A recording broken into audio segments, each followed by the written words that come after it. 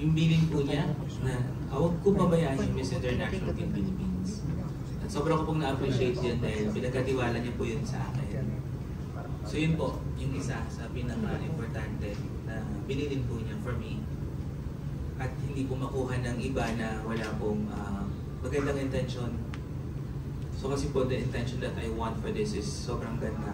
At yun po yung tatandaan nyo ngayong araw na to hanggang sa dumating po yung pageant night itself na kung ano po yung nasabi ko dito and all, yun po yung mangyayari sa finals. At na-prove ko po yan not only in Miss International Queen Philippines but also in Miss Universe Philippines. That's my job. Hello po, good afternoon. First, congratulations po to our new National Director for MSUPH, President. Pero yung question ko is, hindi na sa quiz and hindi na kay Sir Day. So let's proceed to the lawyer. Attorney, paano po kaya yung way para masigurado yung safety and security of the organization sa magiging transformation like journey ng new organization, like paano yung safety nito sa mga mag-a-apply na future and aspiring beauty queens natin, especially kung natanong natin kanina si Sir Tay about the possibility na mag-accept ng women for the pageant. So, paano yung magiging proseso? May mga plans na po pa for the org. And also, paano yung sa mga bashing? Yeah. Yeah, especially the bashing. Ano yung mga pwede nating ways na pwedeng ibigay? Cyberspace. Yeah. Like, yung to protect the org. Para sa information ng lahat, kami yung tumatayong mga primary officers ng Miss International in Philippines. Siya ang presidente, ako ang legal counsel, at ito ang ating si Doc Ariel, ang ating chief finance officer. So makikita niyo may kanya-kanya kami action para dito. So nasa transition po tayo ngayon at i-review natin yung policy ng MIQ Philippines. Then kung kailangan natin i-improve or innovate yung mga yon, ipopropose ko kay Day for approval. So sa ngayon, hindi namin muna sasabihin, pero puproteksyonan natin ang organization. Tandaan niyo yan. Kaya nga nandito nakaharap kami, kaya sabi ni Day, humarap kami dito para ma-inform yung public na gusto talaga niyang proteksyonan based sa mga nangyari dati siguro, para maiwasan na rin na meron tayong limitation, although may right tayong magsalita, pero tingnan natin limitation at consequence na seryoso kami sa lahat. Yun po. I think, Sir. Sir. And syempre sa transparency. Yeah, for transparency. So, tayo magagaling kitchen na. Yeah. Kaya importante. Good afternoon, everyone. My accounting and finance team will be responsible basically for the support of the vision of Sir Tay. Yes. So we will primarily focus on number one, transparency, and of course, holding accountable yung mga finance. As you have noticed, the vision of Sir Tay is very grand. So there will be a lot of new sponsors, and then even the new venue is going to be grand. And of course, I've heard na there is a possibility that the MIQ will be held here in the Philippines. Wow. So with that, we really have to focus on the back-end support and the processes, documentation. The legal would be on Attorney Jumans, but of course the admin and support, and most especially the finance, will be on my team. So as to really clarify and negate all of those things that had happened before. So with that one, we are very happy with the leadership of Sir Tay kasi ang mangyayari nito, it will not only be legally be fruitful to the whole organization and to the whole community, but of course, nandun yung back-end, nandun yung support, nandun yung admin, so everything will be transparent. So I believe yun din yung gusto ni Sir Tay. It will be transparent, it will be accountable, and everybody will become very happy and inclusive. Thank you, galing. Thank you so much po.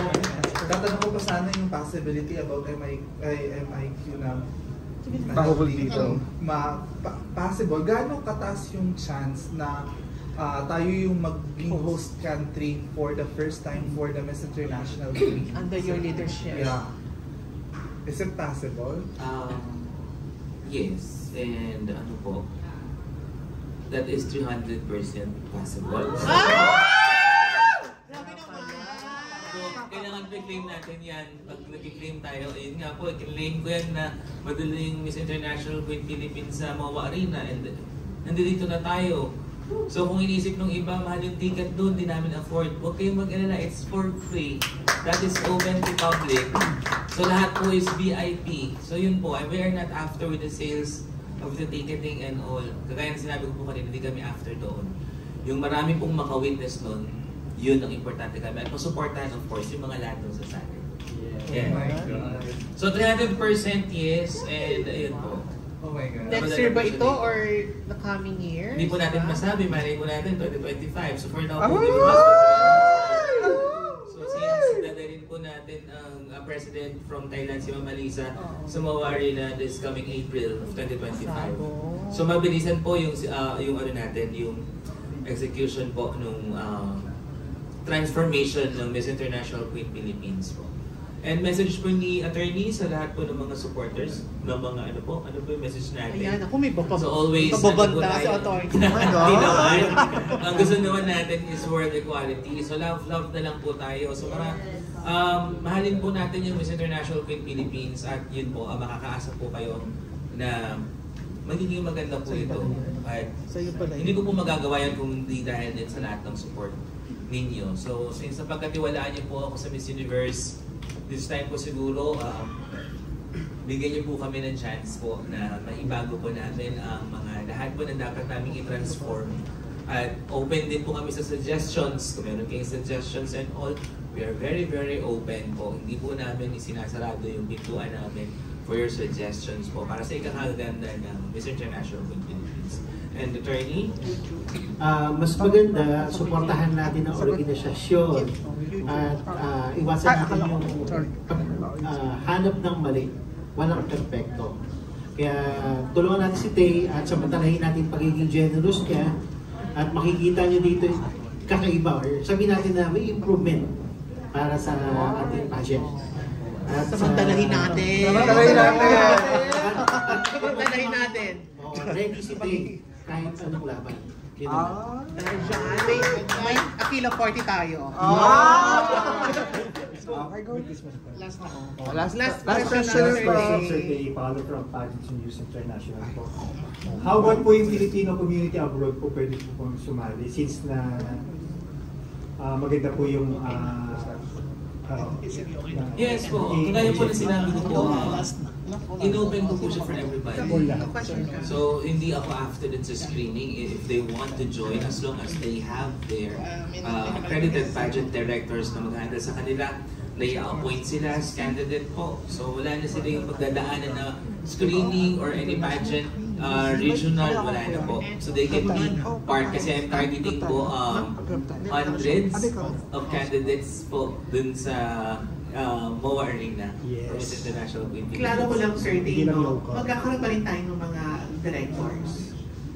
That is accredited pageant directors po. Pero hindi na po sila regional regional directors. So, Parang yes, it's accredited pageant director.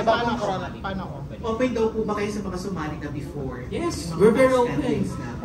We're very, very open po. At hindi po namin yun pinagdadamot. Again po, the reason why I choose MOA Arena is para po mas maraming sumali, mas maraming ma-inspire. At yun po, may open ko po siya ng hindi kadadaanan ng butas ng karayom. Kasi before, di ba, sobrang hirap.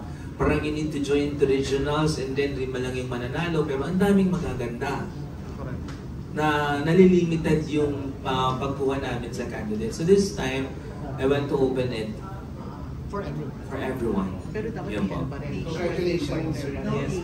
No age. May age limit we need to discuss with the board of directors. Of Naku, course. sayang. So we need to discuss it. Sayang. Yung pag-join sa pageant is ano po, but yung sa age and all, we need to discuss it with the board team. Ano na ako? Over and over. Underage May pa. limit sa kailan niya. Pwede kasi ano, si Tito Nolas. Sir, the last question. Yeah. Andiyan na sa'yo si attorney that will help you in all the lawyer stuff. Tapos si Sir for the finance and admin. Sir Ariel, yes. Sir Ariel. And si Direct Rods ba kasama pa rin? Yes, of course. Direct Rod is also part of Miss International Queen Philippines. Are you bringing someone also to be part of the organization that would help you? Hindi lang yung nakita namin Actually, ngayon. yes. Madami po kami. Yeah. We have a group brand.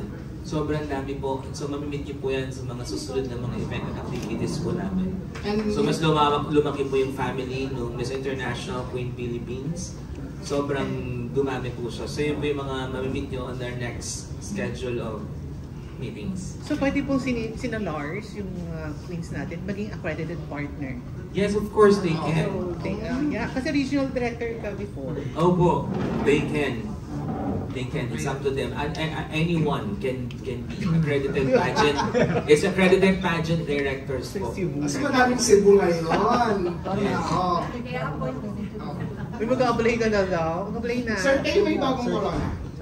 We will unveil that very soon. Ano daw? Ano your final message to the trans community? Why should you join? Final message po is thank you so much for accepting me, for trusting me to hold this prestigious pageant which is Miss International Queen Philippines. So again po, what we want is for the quality at hindi ko po ito magagawa ng ako lang mag-isa.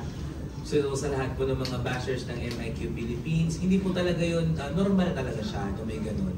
At yun po yung nagpa-strong sa amin, dun po sa pang-bash and all.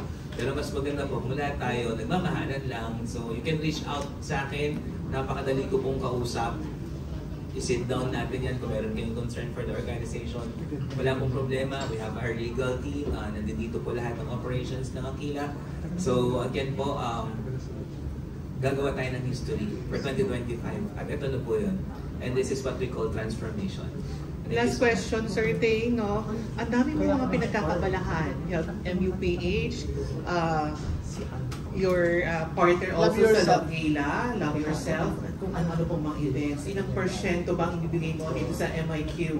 PH as a new president of MIQ. Buong puso naman po yan ang simula umpisa. So kung nagawa ko po yan siguro for the past 3 years, mas lalo siguro ngayon na ako na yung president. So sobrang advocacy yung gusto ko po for this one. Natutulog ka pa ba, Sir Tay? Of course po, yes po. May operations naman tayo. So ako naman po sa feeling na nagbahala si Attorney Jen. So again, for anyone who's asking how to get the accredited pageant director, so we will post our email address in the page of Miss International Queen Philippines. If you are interested, you can reach out in our newest email address. We headed of course by our legal advisor and our accounting firm. So ayun po. So again po, maraming salamat. And thank you so much for this opportunity. Yes, photo op, no? Alright, so before we go to our photo op,